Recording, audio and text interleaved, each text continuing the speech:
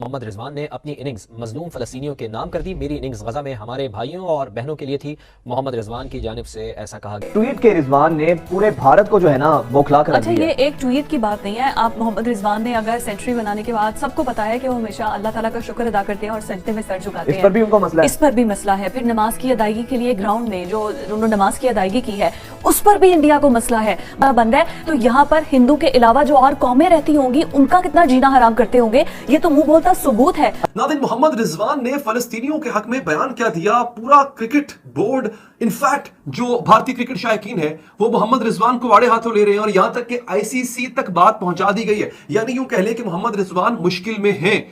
Indian fans और Indian journalist Mohammad Rizwan को target कर रहे हैं, बहुत फजूल टारगेट कर रहे हैं, बेवजह टारगेट कर रहे हैं। उनकी ट्वीट के बाद आखिरी वार्निंग दे रहा हूं, उनको टारगेट नहीं करना। मोहम्मद रिजवान आखिरी बंदा होना चाहिए जिसको आप टारगेट करोगे, इसके बाद मैं नहीं सुनूंगा। ये आखिरी वार्निंग है। ये मोहम्मद रिजवान का जो 100 उन्होंने डेडिकेट किया गजा के मुसलमानों के नाम, वहां पे जो जुल्म हो रहा है उस पर कुछ उसको कंट्रोवर्सी बनाने की कोशिश की जा रही है। चाहे ये गलत बात है, एक प्लेयर ऐसा नहीं कर सकता, और उन्होंने किया भी सोशल मीडिया पे, ग्राउंड के अंदर तो उन्होंने ऐसा कुछ नहीं किया। ये आपकी बहुत बिल्कुल वैलिड रीजन है इमरान के, सोशल मीडिया पे वो कुछ जो भी कह सकता है।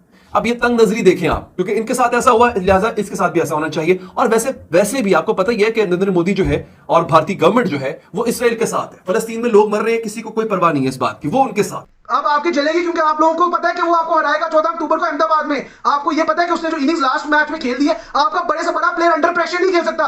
अंडर प्रेशर खेलना अलग है, अफगानिस्तान के खिलाफ 35 ओवर में चेस करना अलग है। वो है जी मोहम्मद रिजवान ने जो ट्वीट किया है एक्स पर, अब तो खैर वो एक्स हो चुकी है सोशल मीडिया की वेबसाइट, उस पर उन्होंने जो अपनी जीत है, जो अपना अवार्ड है, वो उन्होंने फलस्तीनी जो बहन भाई हैं उनके नाम किया है। जिसके बाद ये अवार्ड उन्होंने मतलब कहा है ना, अल्फाज की अदायगी की है। इसमें इतना ज्यादा परेशान होने की, इतना ज्यादा जो है वो तहलका मचाने की इंडियन मीडिया को क्या जरूरत पड़ी है, मुझे तो ये समझ नहीं आ रही।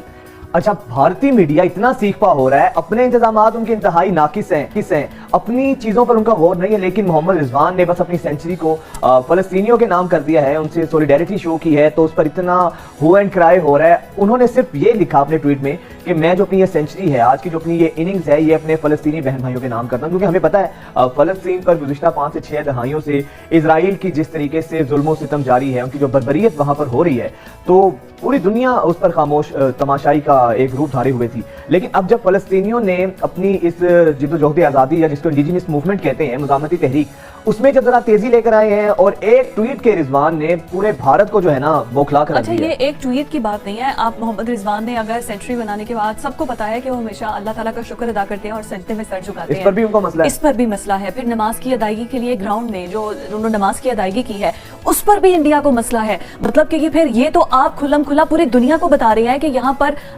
ये तो मेहमान है जिनको नमाज अदा करने की मसला बन रहा है, जिसका अगर वो सजदा अदा कर रहे हैं, इबादत करना चाह रहे हैं अपने मजहब के अकॉर्डिंग, तो मसला बन रहा है। तो यहाँ पर हिंदू के अलावा जो और कौमें रहती होंगी उनका कितना जीना हराम करते होंगे, ये तो मुंह बोलता सबूत है। आप इंडियन ट्वीट्स देखिए। फिर भारत जो खुद को सेकुलर जमहूरियत का बड़ा चैंपियन कहता है, तो ये तो बिल्कुल उसके दावों की नफी है और हमेशा से भारत ये करता रहा है। लेकिन कुछ लोग सड़कों पर आके एहतजाज करते हैं, कुछ लोग सोशल मीडिया की हद तक रहते हैं। तो रिजवान ने ये जो कदम अपनाया, बेशुमार हमारे बड़ी जो सेलिब्रिटीज हैं उन्होंने भी सोशल मीडिया पर भरपूर फलस्तीनियों का साथ दिया है। एब्सोल्युटली, और देना भी चाहिए, वो हमारे मुसलमान बहन भाई हैं। और फलस्तीन के अंदर जो आम सिविलियन है वो आगे से इसराइल पर अटैक नहीं कर रहे। जो वहां पर उनके हमास है, जो सोल्जर्स हैं, वो अटैक कर रहे हैं और बदले में जो इजराइल है वो टारगेट कर रहा है जो वहां पर सिविलियन फलस्तीनी गजा की पट्टी में है। ये थोड़ा सा डिफरेंस है। ये मोहम्मद रिजवान का जो 100 उन्होंने डेडिकेट किया गजा के मुसलमानों के नाम, वहां पे जो जुल्म हो रहा है उस पर कुछ उसको कंट्रोवर्सी बनाने की कोशिश की जा रही है। चाहे ये गलत बात है, एक प्लेयर ऐसा नहीं कर सकता, और उन्होंने किया भी सोशल मीडिया पे,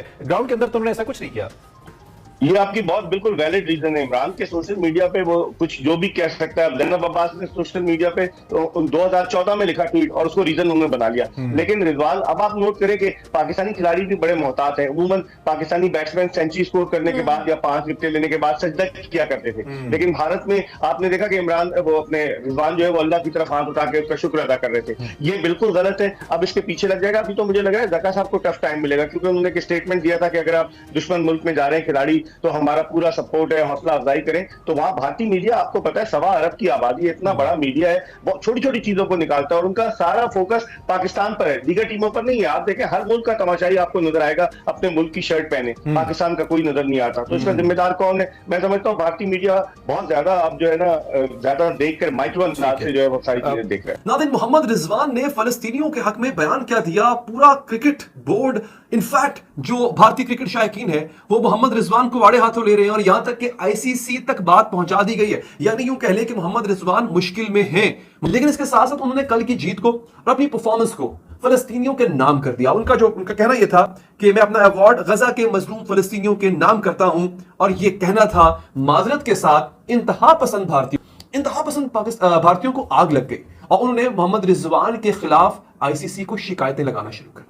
अब यहां पे राहुल रवात आईसीसी से पूछते हैं कि ICC prohibits cricketers from making political statements during such events, कि आईसीसी क्रिकेटर्स को रोकता है कि वो ड्यूरिंग द इवेंट यानी मैचेस के दौरान या किसी इवेंट के दौरान सियासी स्टेटमेंट या सियासी बयान नहीं दे सकते। अब मिसाल देने आगे, MS Dhoni was asked to remove the insignia from his gloves in 2019 world cup. Even in 2014, during a test against India, ICC had banned Moeen Ali from wearing Save Gaza and Free Palestine wristbands. यानी हुआ यह था कि धोनी ने एक दफा 2019 के world cup में धोनी ने अपनी फौज का जो बैज है वो अपने ग्लव्स पे पहना हुआ था, तो आईसीसी ने उसको उतारने को कह दिया था। इसी तरह से मोइन अली ने गजा, सेव गजा के नाम से, गजा को बचाओ के नाम से और फलस्तीन को आजाद करो के नाम के बैंड पहने हुए थे अपने हाथ में 2014 में, तो मोइन अली पे पाबंदी लग गई थी। तो इसी तरह से अब मुतालबा किया जा रहा है कि मोहम्मद रिजवान पे पाबंदी लगाई जाए, क्योंकि मोहम्मद रिजवान ने फलस्तीन की हिमायत का ऐलान कर दिया है। अब ये तंग नजरी देखें आप, क्योंकि इनके साथ ऐसा हुआ, लिहाजा इसके साथ भी ऐसा होना चाहिए। और वैसे भी आपको पता ही है कि नरेंद्र मोदी जो है और भारतीय गवर्नमेंट जो है वो इसराइल के साथ है। फलस्तीन में लोग मर रहे हैं, किसी को कोई परवाह नहीं है इस बात की, वो उनके साथ। इंडियन फैंस और इंडियन जर्नलिस्ट मोहम्मद रिजवान को टारगेट कर रहे हैं, बहुत फजूल टारगेट कर रहे हैं, बेवजह टारगेट कर रहे हैं। उनकी ट्वीट के बाद आखिरी वार्निंग दे रहा हूं, उनको टारगेट नहीं करना। मोहम्मद रिजवान आखिरी बंदा होना चाहिए जिसको आप टारगेट करोगे, इसके बाद मैं नहीं सुनूंगा। ये आखिरी वार्निंग है। कुछ लोग कह रहे थे आईसीसी जो है इस पे एक्शन ले, कुछ लोगों ने इंडिया से आईसीसी को स्क्रीनशॉट्स भेजी आज, ये मोहम्मद रिजवान की जो है ये ट्वीट है, इसको बैन करें, इसको निकाल दें वर्ल्ड कप से, इसको पाकिस्तान से नहीं खेलना चाहिए वर्ल्ड कप। हर कोई ट्वीट कर रहा है, हर कोई बोल रहा है रिजवान को, रिलीजियस उसके एक्ट्स पे, उसके बिलीफ्स पे। मुझे समझ नहीं लग रहा यार, आप लोगों को कोई बहाना चाहिए एकता कपूर का, कोई मतलब क्योंकि सास में कभी बहुत ही चल रहा है, वर्ल्ड कप चल रहा है, ये कोई डेली सोप चल रहे, सीरियल चल रहे, रोज एक नया ड्रामा, रोज एक नया कोई आप किस्सा पकड़ लेते हो। जब से पाकिस्तान ने जीतना शुरू किया है, कल वर्ल्ड रिकॉर्ड चेज उसने जब से किया, उसके पीछे पड़ गया, किसी ने उसको बैक टीम से डर के उससे 14 अक्टूबर को आपके खिलाफ मैन ऑफ द मैच ले लेगा। अगर पाकिस्तान हारा होता ना, आप लोग कभी भी इसको पॉइंट आउट ना करते। उसने ट्वीट कर दिया फलस्तीन के लिए, फलस्तीनी भाई बहनों के लिए, तो क्या अब आपकी जलेगी? क्योंकि आप लोगों को पता है कि वो आपको हराएगा 14 अक्टूबर को अहमदाबाद में। आपको ये पता है कि उसने जो इनिंग्स लास्ट मैच में खेल दी है, आपका बड़े से बड़ा प्लेयर अंडर प्रेशर नहीं खेल सकता। अंडर प्रेशर खेलना अलग है, अफगानिस्तान के खिलाफ 35 ओवर में चेज करना अलग है। ये कोई जीत नहीं आज इंडिया की अफगानिस्तान के अगेंस्ट। जिस पिच पे, जिस मैच में अफगानिस्तान ने इंडिया को 270 कर दिया, उस पे आपको फॉरवर्ड कर देना चाहिए था इंडिया। आप उधर ही हार गए थे जहां पे हमने अफगानिस्तान से 270 खा लिया था इस पिच में वर्ल्ड कप में। 15-16 मैचेस का एक्सपीरियंस है मुश्किल से उनका, और आप मोहम्मद रिजवान में बातें कर रहे हो, उसको टॉन्ट कर रहे हो, उसके खिलाफ ट्वीट्स कर रहे हो, उसको डीएम्स कर रहे हो, उसको मैसेजेस कर रहे हो ट्विटर में, उसके कमेंट्स कर रहे हो फजूल से, और गलत एलिगेशंस लगा रहे हो। और आईसीसी से आप बेशरम बेगैरतों की तरह आपकी अच्छी तरह से तो उन्होंने बता दिया कि कोई भी ऑफ फील्ड एक्ट का कोई लेना देना नहीं आईसीसी से, आईसीसी उसमें कोई एक्शन नहीं लेगा। ये सब चीजें छोड़ दो, आप लोग जो इसमें फ्लॉप हो गए और हो रहे हो।